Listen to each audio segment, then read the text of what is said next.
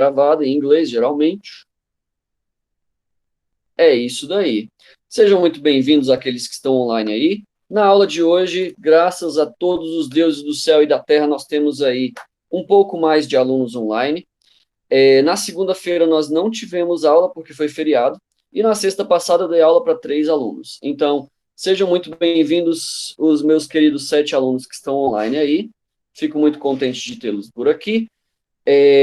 Na aula passada, como eu estava falando, eu passei uma revisão boa de todo o conteúdo do ano. Se você perdeu, volta lá no Google Classroom, tem o link, beleza? É a aula do dia 9, se eu não me engano. Deixa eu ver aqui no calendário, mas exatamente, a aula da sexta-feira passada, dia 9. Chega lá no material do dia 9, dá uma olhada na gravação da aula, que é muito importante. Vai cair em todas as nossas provas, tudo que está lá. Beleza? Ok, prova, professor? Como assim prova? Meu amigo, prova. Agora no terceiro e quarto bimestre, as atividades valerão nota e eu vou criar uma atividade especial que vai ser a nossa prova, lá no finalzinho do bimestre, quando estiver perto de fechar as notas. Então, se você está preguiçando aí, não acessa a plataforma para nada, se liga, manezão. Se liga, porque eu não vou ser bonzinho com você como eu fui nos bimestres passados. Beleza? Muito bem. Começando a aula de hoje, então, na matéria do nosso terceiro bimestre, é o nosso querido, amabilíssimo, o regime militar. Bom, seja bem-vinda, Jéssica. Tudo bom com você? Por que o nosso querido regime militar é um conteúdo tão importante? Por que ele é sempre tão falado? Bom, porque basicamente todo o espectro da direita brasileira, o espectro político à direita aqui no Brasil, foi definido durante esse período da história. O regime militar. Que bom que você está bem, Jéssica. Muito bom. Seja bem-vinda. Pega o seu caderno aí, já deixa tudo pronto para estudar, que hoje a aula está quente. Beleza? Então, é importante porque essa política toda que foi criada, todas essas visões de mundo que foram criadas durante o regime militar, elas ainda estão por aí hoje. Então, se você tem algum parente aí que é PM, que é policial, ou que é das Forças Armadas de alguma forma, você vai reparar que os discursos políticos dessa pessoa são mais ou menos parecidos com algo que a gente vai estudar hoje. Tranquilo? Ora, nós temos um presidente hoje que é ex-militar, né, o Jair Bolsonaro, e esse cara aí, ele tem muito do discurso dele, que é de direita, é um discurso conservador, que é um discurso que vai estar muito alinhado com o que a gente vai estudar hoje. Beleza? Essa parada de anticomunismo, esse negócio de autoritarismo, né, de falar ali, não, a gente tem que fazer mesmo e tal, essa coisa de falar seco e tal. Essas são características de governos militares, que a gente vai começar a estudar hoje. Belezinha? Ponto importante. A opinião do professor não é muito relevante nesse sentido, até porque você é livre para concordar ou discordar de tudo que eu vou falar aqui. Belezinha? Então, eu vou falar coisas boas e coisas ruins desses governos, e aí você julga se o regime militar foi bom ou ruim. Estudar história não é dizer se determinado período foi bom ou se foi ruim, beleza? A história não é um conto de fadas cheio de vilões e mocinhos. A história são fatos reais. Tranquilo? Então vamos lá, vamos começar. O regime militar. Revisando o que a gente estudou aí na semana passada, nós vimos os governos populistas do Brasil. E, principalmente, quando a gente fala de populismo, a gente tem que lembrar lá do Getúlio Vargas. Getúlio Vargas foi o presidente mais importante da história do Brasil, e até o jeito que o cara se suicidou foi uma atitude populista. Até hoje tem gente que pega trecho da carta de suicídio dele lá e diz: olha só como esse cara amava o povo, nós precisamos de um presidente desse jeito. Se você tem bisavós vivos, conversa com ele sobre o Getúlio, que provavelmente ele vai se lembrar de alguma coisa sobre o assunto, sobre o cara. Beleza? Então, desde que o Estado Novo acabou em 45, nós vimos que os presidentes brasileiros eles sempre seguiam essas pautas populistas. E eu falei para vocês que o populista ele não busca governar um país de forma justa ou técnica ou inteligente, não. Ele procura conquistar as pessoas por meio da emoção. Então você vai ter um monte de discursos estranhos, mas que funcionam, porque a população gosta desses caras. Por exemplo, teve um governador aqui do Distrito Federal, bastante populista, chamado Joaquim Roriz, que ele distribuía pão e leite de graça para as pessoas. Às vezes até alguns de vocês recebiam. Eu, quando era criança, eu recebia o pão e leite lá do Roriz.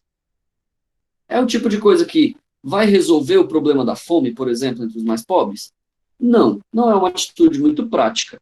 Porém, ajuda muito as famílias mais pobres e faz com que aquelas famílias pobres comecem a amar aquele político. Tá entendendo? Então é natural que pessoas como os meus pais, por exemplo, tenham um apreço, gostem ali do Joaquim Roriz, por exemplo, porque o cara, né, ajudava as pessoas que precisavam, né, a galera que era mais pobre, que era o nosso caso lá quando era criança. Tá entendendo? Então, o populista, ele nem sempre vai governar da melhor maneira possível, mas ele vai governar de uma forma que as pessoas o adorem. Então, até o Getúlio Vargas voltou ao poder, ele foi eleito e criou a Petrobras, que está por aí até hoje. Até a construção de Brasília, que o presidente Juscelino Kubitschek, algum tempo depois, fez também, né? Ele construiu Brasília, ninguém acreditava no cara, falava, pô, esse cara aí vai construir uma cidade inteira em 5 anos. Ele construiu. Foi lá, importou um monte de automóvel para o Brasil, fez um milagre econômico, né? Aquela coisa toda. Todas essas são pautas populistas.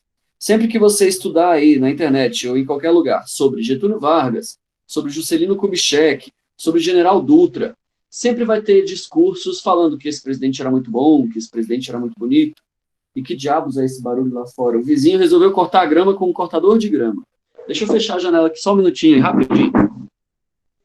Silêncio eu, seu animal! Diacho!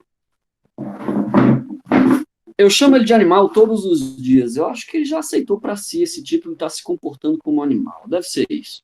Enfim, continuando então, todos esses governos populistas, o Thiago está gostando aí, todos esses governos populistas tinham estratégias, beleza? Então, vocês gostaram, né? Eu e meu vizinho, a gente tem uma relação de amizade muito íntima, entendeu?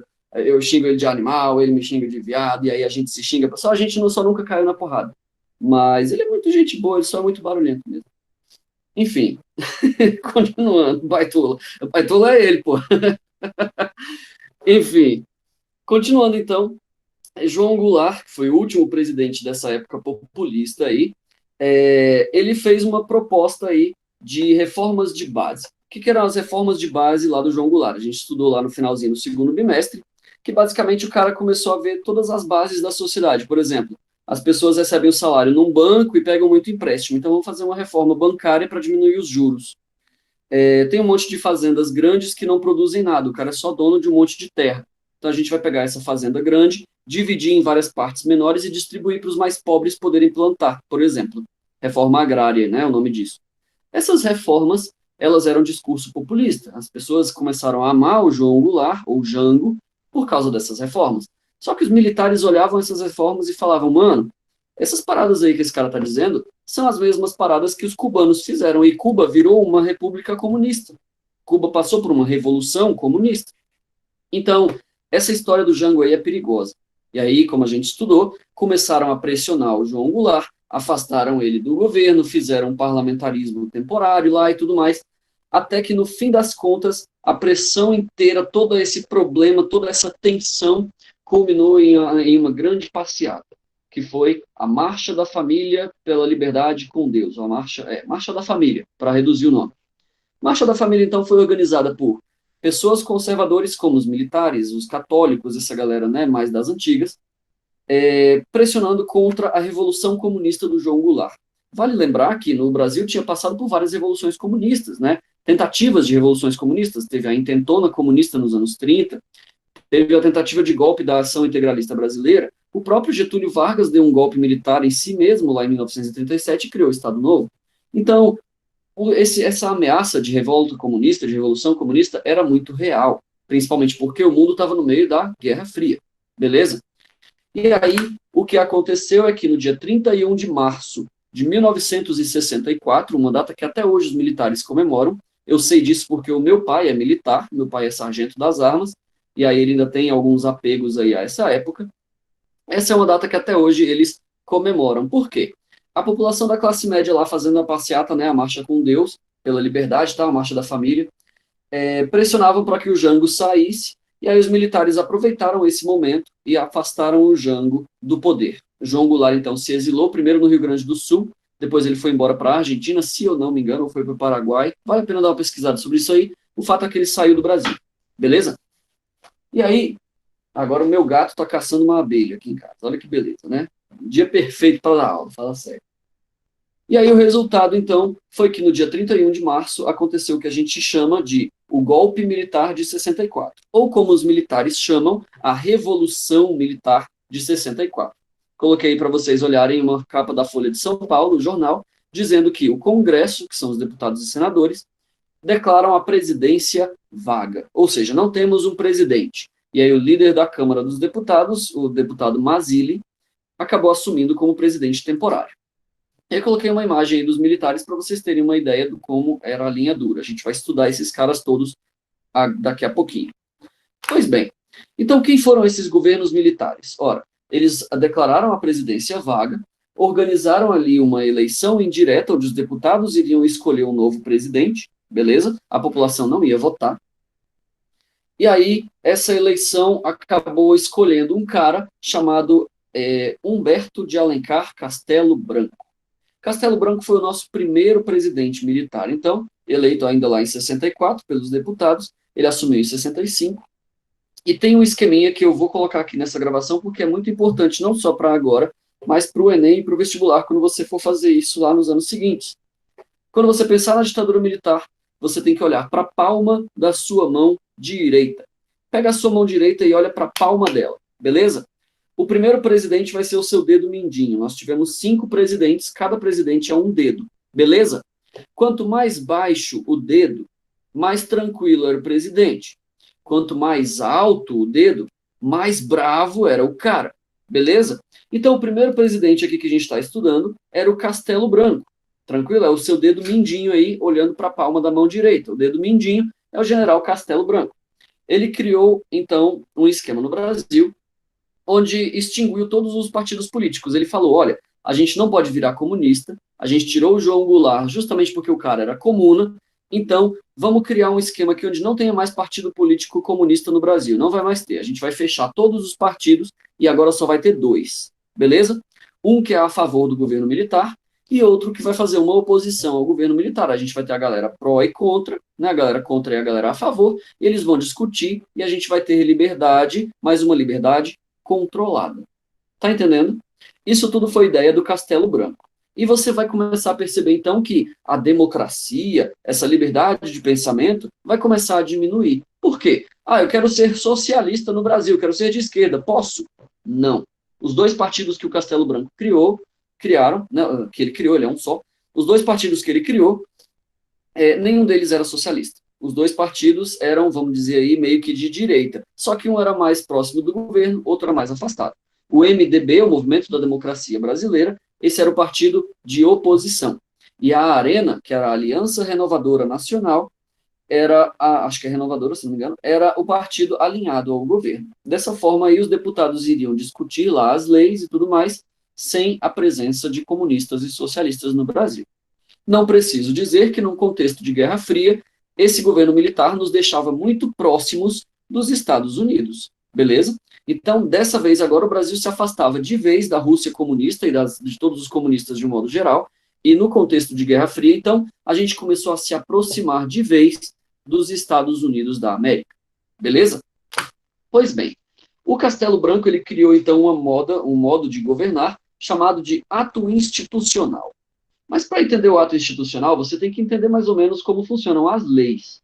Você já parou para reparar que quando você assiste um jornal, seu pai está assistindo um jornal lá na TV, e aí está falando, o deputado fulano de tal, o senador não sei o que das contas, não sei o que das quantas. Para que servem esses caras? Da onde vêm as leis no Brasil? Bom, a Constituição brasileira, que é a nossa lei principal, ela diz o seguinte, para que uma lei nova seja criada, vamos supor um exemplo de lei nova aí, toda quinta-feira todos os brasileiros têm que usar camisetas amarelas. Só um exemplo idiota, beleza? Só para você lembrar. Então, essa lei nova aí, eu não posso escrever ela e ela vai passar a valer. Mesmo se eu fosse o presidente Bolsonaro, escrever essa lei não faria ela virar uma lei da noite para o dia. Os deputados e senadores, eles vão precisar pegar essa lei, esse papelzinho escrito, e vão ler. Bom, aí tá lá o deputado lendo lá, né? Então, de agora em diante, toda quinta-feira, os brasileiros têm que usar roupa amarela. Ok, eu concordo. Pum, carimbou. E aí ele manda essa lei para o Senado. Aí os senadores vão pegar a lei e vão... toda quinta-feira, roupas amarelas. Não acho legal. E discute lá. Não, eu concordo, eu discordo, não sei o que e tal. Todo mundo concorda? Concordamos. Carimba também. Quando esses caras concordarem e aprovarem, aí então é que a lei vai passar a valer. Isso é o Brasil de hoje em dia, beleza? Hoje em dia é assim que as coisas funcionam. Então, para que servem esses deputados e senadores? Eles são a camada que existe entre nós e uma ditadura. Por quê? Quem é que elegeu os deputados e senadores? Fomos nós. Eu escolhi um deputado e um senador lá na época da eleição, e esse cara está lá me representando. Então, quando o Bolsonaro, por exemplo, criar uma lei de que todo mundo use roupa amarela na quinta-feira, esse deputado que eu elegi é que vai olhar lá e falar, pô, essa lei aqui é maluquice, que história é essa de roupa amarela quinta-feira? Que maluquice é essa? O papel do senador e do deputado, então, é essa. É garantir que as coisas sejam discutidas e não impostas, como numa ditadura. Tá entendendo? Pois bem, então o Brasil funciona desse jeito hoje. O ato institucional que o Castelo Branco criou lá no governo militar, ele ignorava os deputados e senadores. Ele era um tipo de lei que, quando o presidente escrevia o ato institucional, a partir da data de assinatura, ele passava a valer. Tá entendendo? Ele não precisava de deputado e senador discutindo nada. O presidente escreveu, todo mundo obedece. Ponto final. Isso é ato institucional. Foi por isso que eu coloquei essa imagem, então, do carinha amordaçado aí na imagem. Por quê? Se eu elegi o deputado e senador para me proteger de um governo ditatorial, quando um governo ignora os deputados e senadores, ele está me ignorando. Tá entendendo? A democracia brasileira, ela funciona por meio das eleições. Eu elejo prefeito, deputado, senador, presidente, governador, eu elejo essa galera para que eles me representem. Quando um presidente, então, ignora esses caras, ele está me ignorando. Beleza? O Ato Institucional 1, ou AI-1, como a gente chama, foi o primeiro decreto escrito desse jeito aí, onde o presidente assina e aí passa a valer direto, e ele criou as bases do governo militar, beleza? Dizendo a ele que a eleição para presidente não ia mais ser direta, que os deputados aqui iam escolher quem ia ser o presidente, que o Brasil estava ali passando por isso por causa da ameaça comunista e etc. Isso aí era o AI-1, beleza? Só que existiram outros. O presidente escreveu um, gostou da ideia, funcionou, né? Os deputados não tinham como ir contra isso, porque era uma ditadura agora.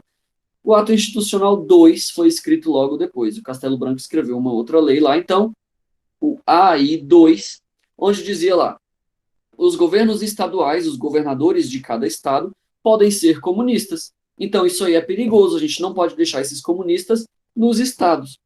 Vamos tirar essa eleição direta, então. A população não vai escolher quem é o presidente, quem é o governador do estado. O presidente da república é que vai escolher quem vai ser o governador de cada estado. Beleza? E aí, chega o AI-3, logo depois, que vai dizer o seguinte, olha, as eleições agora também são indiretas, também é o presidente da República que escolhe quem é o prefeito de cada cidade do Brasil, quem é o vereador de cada cidade do Brasil. Não tem mais eleição direta, você não vai lá, brasileirinho, orelha lá, só eu mesmo, professorzinho Afonso lá, não vai mais votar nem para prefeito da cidade, para nada. A gente não escolhe mais nada. Porque o que o Castelo Branco estava falando? Olha, tem comunista em todo lugar. E tinha mesmo. Tinha organizações comunistas fazendo atentado terrorista no interior do Brasil. Tinha um cara chamado Luiz Carlos Prestes, que ele organizava os comunistas no início do século XX. Ele fez a intentona comunista, fez a coluna Prestes, que era uma marcha pelo Brasil lá e tal. Então, o Brasil estava, assim, cheio de comunistas. E aí, os militares falaram, não, a gente não vai deixar esses caras aí ameaçarem a nossa democracia. Então, o brasileiro não vai eleger ninguém, porque não sabe quem é comuna e quem não é. Então, a gente não deixa mais eleição. O presidente Castelo Branco é que vai escolher os governadores, os prefeitos, os vereadores, todo mundo. Isso aí era o AI 1, 2 e 3. Beleza? Por que é importante você lembrar o que era um AI? Porque ele representava, a gente pode dizer, por exemplo, professor, meu pai é militar e disse que não era uma ditadura. O presidente Bolsonaro disse que o regime militar não era uma ditadura. Se você entender como funciona um ato institucional e entender que ele não depende da aprovação de deputados e senadores, você pode dizer sim que era uma ditadura. Beleza? Então, independente do que digam por aí, a ditadura militar foi sim uma ditadura, só por causa dos atos institucionais, principalmente por causa deles. Beleza? Se o governo tem um jeito de governar a população sem democracia, sem a população participar, aquilo ali é uma ditadura. Belezinha? Vamos continuar estudando então. A Constituição de 1967, você vai reparar aí que já fazem 3 anos de governo militar, começou em 64, beleza? Na Revolução de 64, no golpe de 64. Então, já faziam 3 anos que os militares estavam ali criando atos institucionais, governando o Brasil e tudo mais. E a nossa Constituição, que era o livrinho lá com a nossa lei principal, dizia, tem que ter deputado e senador, tem que ter eleição, o povo brasileiro tem que estudar, tem que votar, tem que fazer tudo isso. Então, o que o governo militar estava fazendo era contra a Constituição, você está entendendo? O que o governo fazia de, por exemplo, não deixar a eleição para prefeito era inconstitucional, E agora? Será que alguém vai processar o governo? Antes que isso acontecesse e as pessoas começassem a perceber que o governo não estava seguindo a Constituição, o que o Castelo Branco fez foi o seguinte: então a gente vai riscar, faz um X vermelho aí em cima da Constituição antiga e vamos criar uma Constituição nova, a Constituição do regime militar, porque aí tudo que o governo militar fizer vai estar de acordo com a lei militar. Beleza? A criação dessa Constituição foi o AI-4, o Ato Institucional número 4. Por que é importante você perceber que a Constituição foi criada por um AI? Porque isso significa que a Constituição não foi votada por deputados e senadores. Ou seja, nós, pessoas comuns que elegemos deputados e senadores, não participamos dessa criação da Constituição.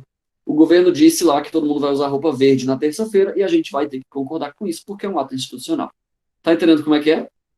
Beleza, então o AI-4 foi a criação da Constituição durante o regime militar. Belezinha? Muito bem, então o governo do Castelo Branco acabou. Olha de novo para a palma da sua mão direita aí. O primeiro dedinho já foi, né? O presidente Castelo Branco foi. Agora a gente entra então no segundo presidente militar. Esse cara era um carinha chamado Arthur da Costa e Silva. Eu coloquei uma foto dele bem bonito aí com paramento militar cheio de medalhas, porque você tem que se lembrar que esses caras eles eram generais, beleza?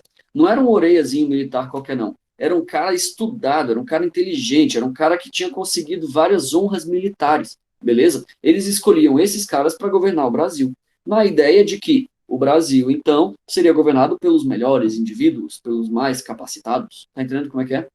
Então, o Costa e Silva ele era um velhinho muito estudado, ele era um general muito inteligente, muito capacitado, e ele foi eleito indiretamente, claro, foram deputados e senadores lá daqueles dois partidos, MDB e Arena, que elegeram ele em 66. Beleza? Ele foi o nosso segundo presidente do regime militar, e durante o governo dele, os ataques terroristas dos comunistas eles começaram a se intensificar. Foi na época do governo do Costa e Silva, por exemplo, que a nossa ex-presidente Dilma Rousseff, na época ela era comunista de uma organização terrorista chamada VAR Palmares, que era Vanguarda Armada Revolucionária Palmares, acho que era esse o nome. Ela participava lá, e a Dilma, ela assaltava bancos, sequestrava militares e tudo mais. O que é importante você entender? Como eu falei, a gente não julga a história. É bom ou é ruim, personagem é vilão ou é mocinho. Não é assim que a gente estuda a história. A gente estuda a história de acordo com o que estava acontecendo no mundo naquela época. Naquela época, o mundo estava vivendo a Guerra Fria. Era militar contra comunista, era americano contra socialista. Tá entendendo como é que é? Então, no Brasil, não podia ser diferente. Os comunistas do Brasil estavam lá com armas e atentados terroristas lutando contra o governo militar da direita. Tá entendendo? Então, Dilma era má porque era comunista. Não, ela só era comunista. Beleza? Se você acha que ela era má, aí é a opinião. Tranquilo? Pois bem. Então, essas organizações como a VPR, a Vanguarda Popular Revolucionária, eles faziam atentados terroristas. Eles matavam pessoas, assaltavam bancos, davam tiro e tudo mais. E as pessoas do interior morriam de medo. Por quê? Eles invadiam cidades e faziam micro-revoluções comunistas e tudo mais, ao mesmo tempo em que o governo ia combatendo com eles, mandava soldado lá atirar nesses caras e tal, e era uma guerra mesmo, tá entendendo? O Brasil estava passando meio que por uma guerra civil disfarçada, escondida, beleza? Era militar de um lado contra comunista do outro. E durante o governo do Costa e Silva, essa parada explodiu, mano. O nego começou a jogar, sabe, granada uns nos outros e começou a crescer cada vez mais o conflito entre comunistas brasileiros e militares. Então, naturalmente, o governo da Costa e Silva acabou sendo um governo mais duro do que o do anterior, Castelo Branco. Beleza? Então você vai ver numa foto aí um militar em cima de um tanque de guerra, declarando aí no jornal, né, no Jornal da Tarde, lá do estado de São Paulo, o AI-5, o Ato Institucional número 5. E o AI-5 é importante, cara, de você estudar, porque ele foi o mais cruel de todos, foi o ato institucional mais brutal de todos. Ele disse o seguinte: bom, teve um deputado que deu um discurso lá dizendo, porque o governo militar está exagerando, o regime militar está matando pessoas, não sei o quê, e essa guerra civil do Brasil precisa acabar. O presidente Costa e Silva, então, olhou lá, o nosso presidente aí do dedão no ar, né? Olha para a palma da mão, é o segundo dedinho aqui. O presidente Costa e Silva, então, falou, os deputados estão questionando, né? Bom, a gente que criou, nós do governo militar que criamos esses dois partidos, então vamos eliminar essa parada toda. De agora em diante, não tem mais deputado, não tem mais senador, só tem o presidente mandando e o povão obedecendo mesmo. É linha dura nessa porra, já que a parada não vai funcionar com democracia, vamos assumir de vez que é uma ditadura. O AI-5, então, era o governo militar assumindo de uma vez por todas que era uma ditadura. Você vai ver aí no jornal, está dizendo ali, Congresso entra em recesso. Ou seja, deputado e senador está de férias, cai fora, vai se lascar para lá, porque agora quem manda sou eu, o presidente da maldita república. Beleza até aí? Então, em 69, o Costa e Silva promulgou essa lei, e aí ela fechava o Congresso, tirava a liberdade de associação, criava toque de recolher. Por exemplo, se você quer sair com seus amigos às 10 horas da noite, depois do AI-5, não pode. Toque de recolher, você tem que estar em casa. Vai chegar um militar lá, vai te encher de cacete, você vai pra cadeia. Quem é que você está fazendo de noite na rua? Você é comunista, por acaso? Tá entendendo? Pô, mas eu só queria tomar uma cerveja. Ah, comunista gosta de tomar uma cerveja de noite, escondido, planejando atentado terrorista escondido de noite. Então você vai pra cadeia. Tá entendendo? O AI-5 era brutal. Por quê? Qualquer coisa que parecesse comunista era punido. Você ia pra cadeia, ia ser torturado, ia levar choque elétrico, até você confessar que você era comunista. Tá entendendo? Então tinha muito inocente, muita gente que não era comum nem nada, às vezes era estudante, às vezes era padre, tinha padre que sumiu, cara. E aí o militar suspeitava de você, falava, pô, acho que esse cara aqui é comum, não, ele tá saindo de noite, ele tem uns amigos estranhos, ele faz parte de uma organização de estudantes ali, não sei o que e tal. Dá um sumiço nesse cara. Levava ele pra cadeia, torturava às vezes até morrer, às vezes o cara sofria uma tortura ali até a morte, tá entendendo? Então, a época do AI-5, essa aula é a última? Não sei, Maria Vitória, de hoje eu acredito que não, deve ter alguma depois de hoje aí ainda. Então, o AI-5, ele representa o que a gente chama de os anos de chumbo, beleza? Como assim os anos de chumbo? Bom, acontece que Costa e Silva, como eu falei, ele era um velhinho, né? O Costa e Silva, ele era velhinho, e aí ele morreu em 1969, lá, né, no meio do governo do cara, ele entrou em 66, 67, ele acabou tendo um AVC, ele teve um derrame cerebral e morreu, o velhinho. O Costa e Silva faleceu. Ele nem chegou a ver o AI-5 entrar em vigor, que ele começou a escrever a parada e tal. Enquanto estava sendo promulgado, ele teve o AVC, ficou de cama por muitos meses e acabou morrendo. Beleza?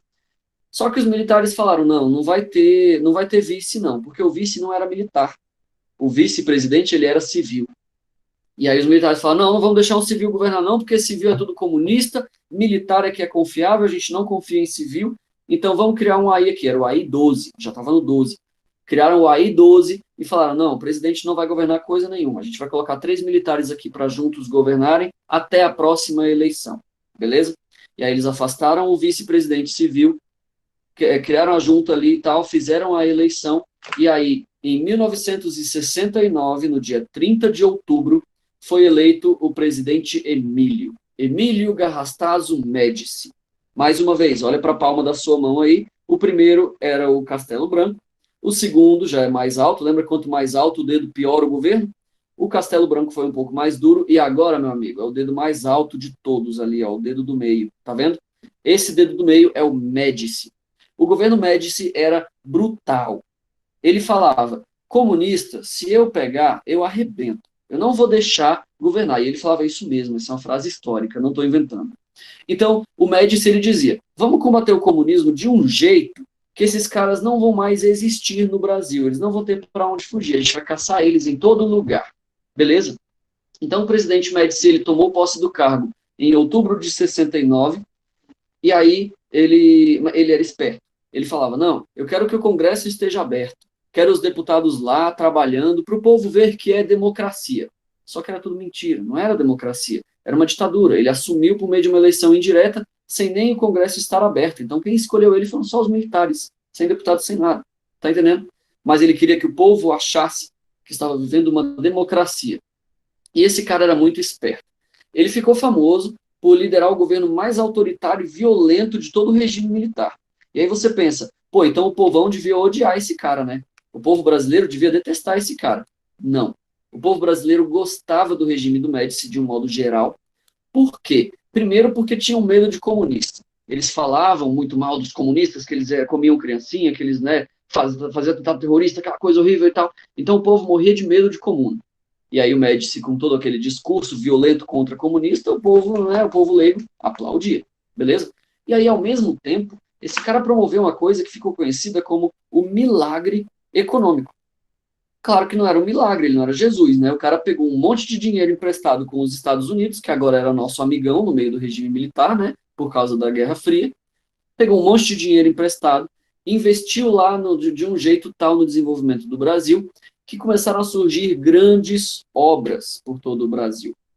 Se você já visitou o Rio de Janeiro e já teve a chance de ver, nem que seja de longe ali, a ponte Rio-Niterói, essa ponte ela foi construída durante o governo desse cara aí, o presidente Médici, beleza? É uma ponte gigantesca que liga duas cidades que antes eram separadas pelo mar. Ela fica numa enseada assim, e ao invés de dar uma volta enorme, indo do Rio até a cidade de Niterói, você agora tinha uma ponte gigantesca, pode ver aí na imagem que eu estou colocando no vídeo, o tamanhozinho de um carro em comparação com a ponte. A ponte era gigantesca, ela é gigantesca, beleza? Uma outra grande obra criada pelo presidente Médici e que ainda é referência no mundo inteiro hoje é a usina hidrelétrica de Itaipu. É uma usina hidrelétrica que fica ali na região da Amazônia, não sei direito onde é, mas eu acredito que seja. Aliás, deixa eu investigar isso daqui para não falar bobagem para vocês, porque eu posso estar falando cocô, não é? Vamos lá. Onde fica Itaipu? Vamos perguntar aqui que o papai Google responde, não é? Localização Itaipu Binacional. Está localizado no Rio Paraná, no trecho da fronteira entre Brasil e Paraguai. Pronto, a internet tem todas as respostas, não é mesmo? Então, a usina hidrelétrica de Itaipu, construída ainda durante o regime militar, lá no governo do Médici, ela fica entre o Brasil e o Paraguai. Ela foi feita ali em acordo com os governos, né, que na época também eram militares desses outros países, e a usina de Itaipu não produz energia apenas para o Brasil, ela produz energia para os países vizinhos também. Belezinha? Então, o resultado é que a população brasileira, quando ela olhava essas obras, essas coisas todas que o governo estava criando, ela pensava, bom, o presidente Médici é bruto, mas ele faz. O Brasil está crescendo graças a esse cara. Era isso que a maioria da população começou a pensar. Tá entendendo? Só que, longe das vistas da população, o que as pessoas politicamente engajadas sofriam não estava no papel. Por exemplo, foi na época dos anos de chumbo, no governo do Médici, que artistas como Chico Buarque, como. Esqueci. Vários artistas de MPB foram expulsos do Brasil. O Médici criou uma frase lá, que estava na propaganda do governo toda, dizendo assim: Brasil, ame-o ou deixe-o. Se você é comunista, você quer acabar com o nosso Brasil, quer criar um Brasil comunista. Então você não ama o Brasil. Por favor, deixe-o. E aí foram expulsos do Brasil essas pessoas que eram abertamente de esquerda. Engraçado que, inclusive, uma dessas pessoas que foi expulsa do Brasil, convidada a se retirar do Brasil, sob a acusação de ser socialista, de ser de esquerda, era o ex-presidente Juscelino Kubitschek. Cara, o cara que construiu Brasília foi chamado de esquerdoso e tal, falou, você é todo esquerda aí, todo sossa, o seu vice era o Jango também, deu toda aquela treta lá com o Jango, então você é de esquerda, ô JK, faz o favor de ir embora, por favor. Você está entendendo? Até os governos populistas de antes acabavam sendo expulsos do país. Está entendendo? Eu tenho alguns livros que falam sobre esse tema. Inclusive, deixa eu pegar um aqui para te mostrar o título. Eu já devia ter pego ele antes, mas eu me esqueci.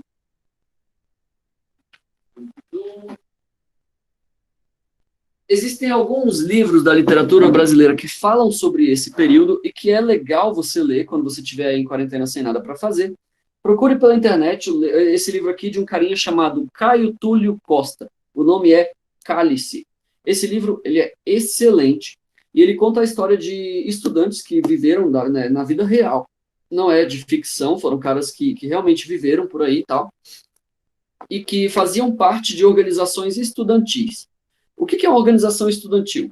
Basicamente é um grupo de alunos que estuda ali formas de melhorar a sua escola, ou a sua faculdade, ou o lugar onde estuda.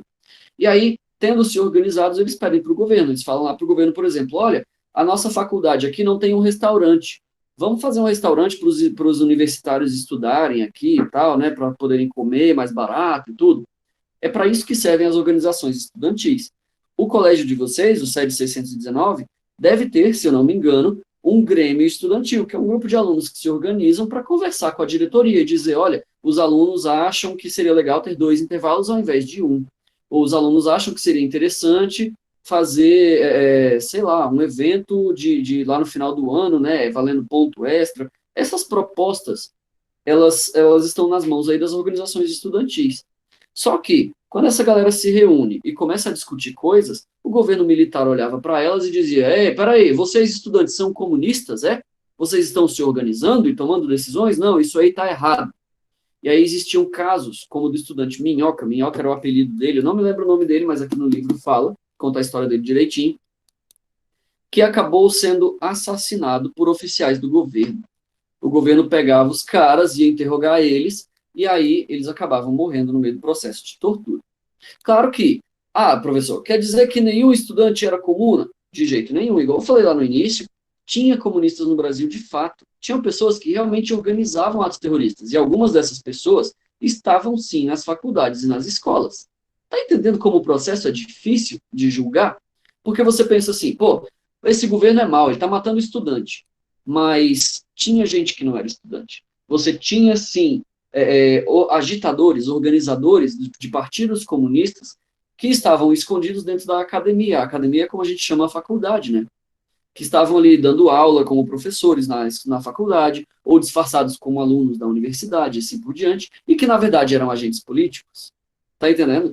Então, existiam os dois casos. É por isso que é difícil falar de ditadura militar. Por quê? De um lado, você vai ter gente falando, o governo militar matou estudantes inocentes. E isso é verdade, porque matou estudantes inocentes.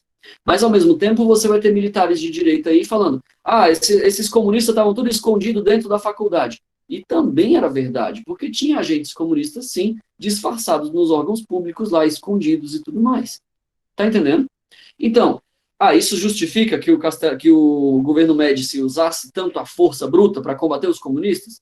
Vai ter gente que diz que sim, porque o comunista explodia um carro lá, o Médici tinha que ser bruto do outro lado aqui. Vai ter gente que acha que sim. Por outro lado, vai ter gente que acha que não, vai dizer, o Médici exagerava. Os comunistas eles estavam fazendo atentado terrorista aqui, enquanto o Médici estava batendo a estudante do outro lado. Tá entendendo? Então você vai ter várias opiniões diferentes, e falar de regime militar nunca é fácil, porque vai ter várias opiniões diferentes. Dentro da minha família, por exemplo, essa é uma discussão muito difícil, porque a minha mãe é professora, naturalmente aí ela tem uma visão um pouquinho mais à esquerda, e o meu pai é militar, que tem uma visão mais ou menos à direita. Então, mesmo em família, quando a gente conversava sobre esses assuntos, a minha mãe falava: mas na escola você tem que poder falar de comunismo porque é didática, você tem que ensinar o que é e o aluno tem que poder aprender. Não quer dizer que o aluno vai virar comunista, quer dizer que ele tem que aprender o que é comunismo. Tá entendendo? E aí, do outro lado, vai ter o meu pai lá falando: não, porque eu acho que na escola não tinha que ter nada disso, porque isso aí é coisa de comuna, porque. Tá entendendo? Nunca é fácil. E mesmo hoje em dia, igual eu falei lá no início da aula, essas discussões, elas nunca se acalmaram, elas nunca se diminuíram e nunca deixaram de acontecer. Nós temos, como eu falei, até hoje um presidente que era militar há alguns anos atrás, que apoia o governo militar, inclusive já fez elogios a oficiais do Exército Brasileiro da época do regime, o general Ustra lá, que era responsável por algumas interrogações e torturas e tal.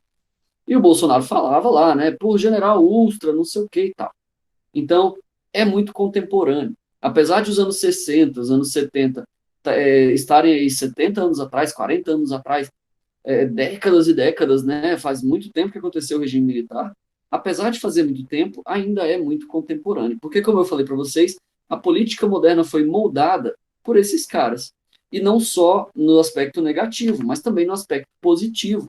Por exemplo, hoje, enquanto você tiver aí, se você é carioca e por algum motivo está vendo esse meu vídeo aí, porque vai estar no YouTube, né? Sei lá, e passa aí pela Ponte Rio-Niterói, sim, foi um militar que fez essa obra aí, tá entendendo? A usina de Itaipu, se você visitar o UNB, vai ter vários prédios lá que foram construídos durante o regime militar, na Universidade de Brasília, como a biblioteca da UNB, ela foi criada durante o regime militar, tá entendendo? Então, grandes obras, grandes construções, grandes avanços como o milagre econômico, né, do regime militar, também aconteceram, beleza? E aí, como sempre, não é nosso papel ficar julgando, falar isso aqui foi ruim, isso aqui foi bom. Você pode sim ter a opinião, mas você precisa conhecer o que aconteceu. E o que aconteceu foi atos institucionais, grandes obras em milagre econômico, perseguição a suspeitos de comunismo ou de associação com comunistas. Tá entendendo? Foi, então, o regime mais duro, foi o governo mais duro do regime militar. Lá no nosso esqueminha dos presidentes na palma da mão direita, nós estamos no dedo do meio, o presidente Médici. Beleza?